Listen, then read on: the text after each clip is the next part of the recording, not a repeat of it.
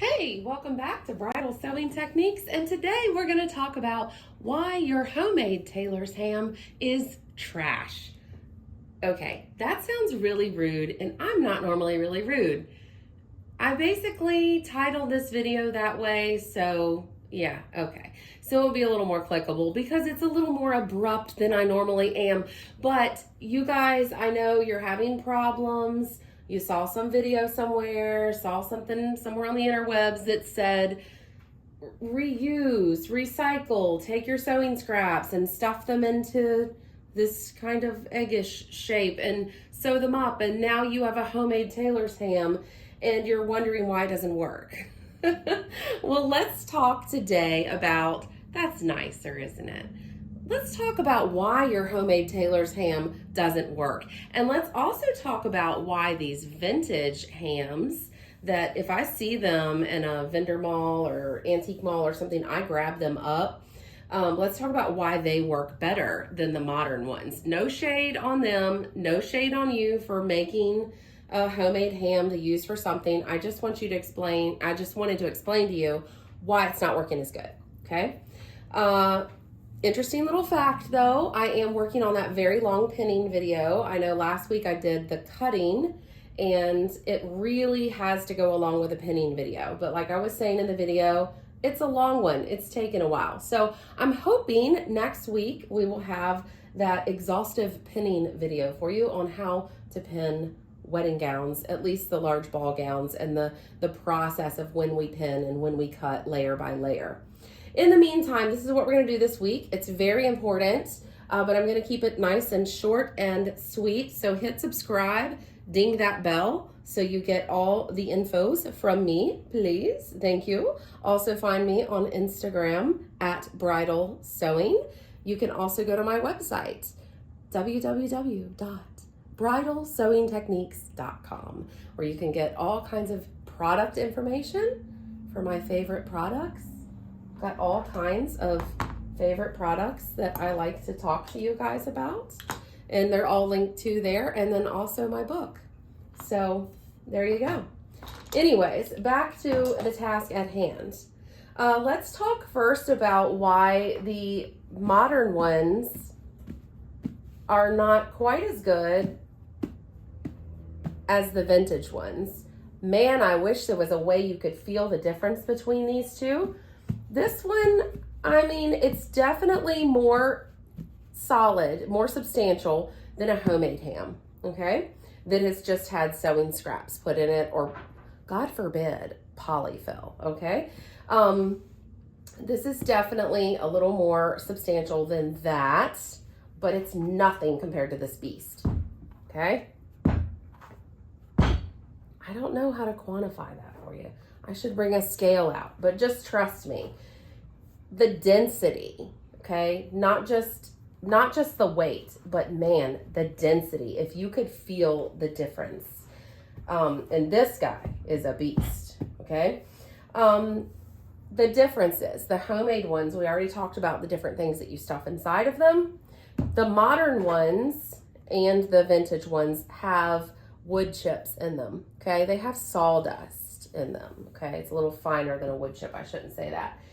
And the reason why they do that is the same reason why a Tailors Clapper works for getting nice, sharp seams.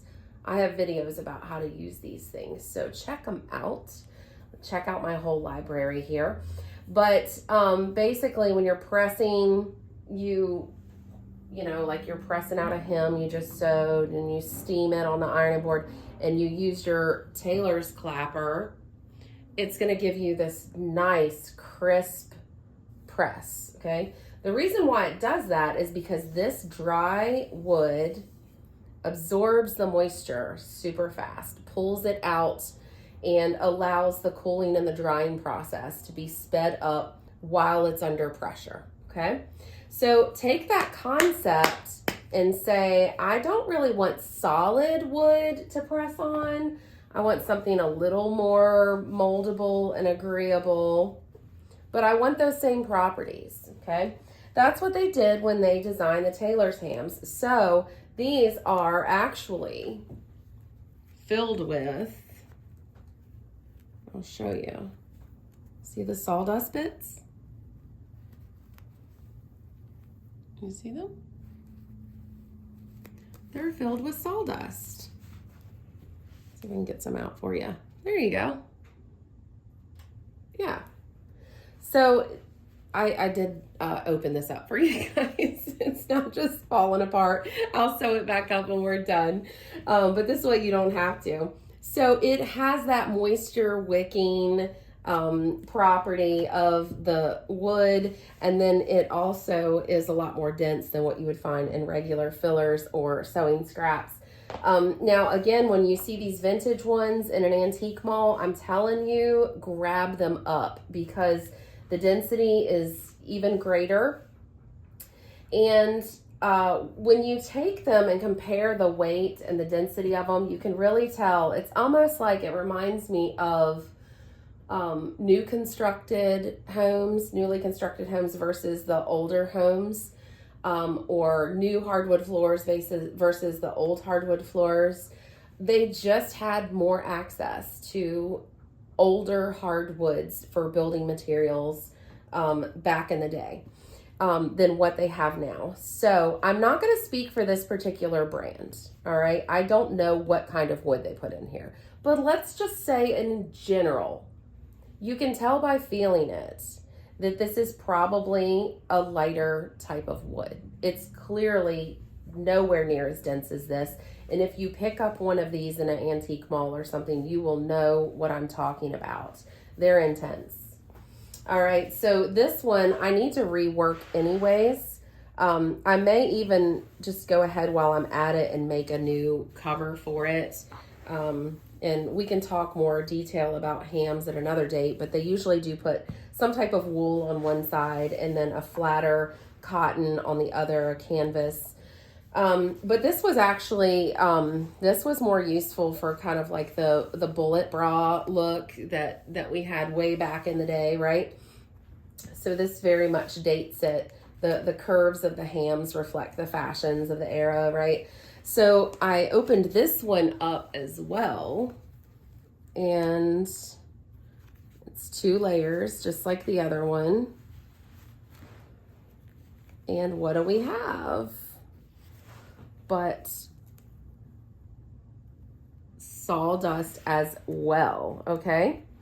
So this is why these Tailors hams work so well compared to others.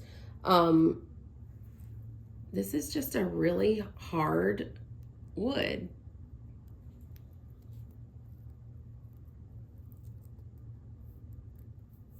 So it's the quality of the stuff that's inside of it.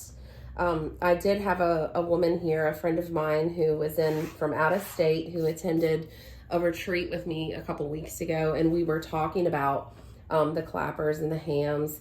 And she was saying her husband is a woodworker. And so she's like, I've got ideas of things that I'm going to kind of sweep up from the floor of his shop.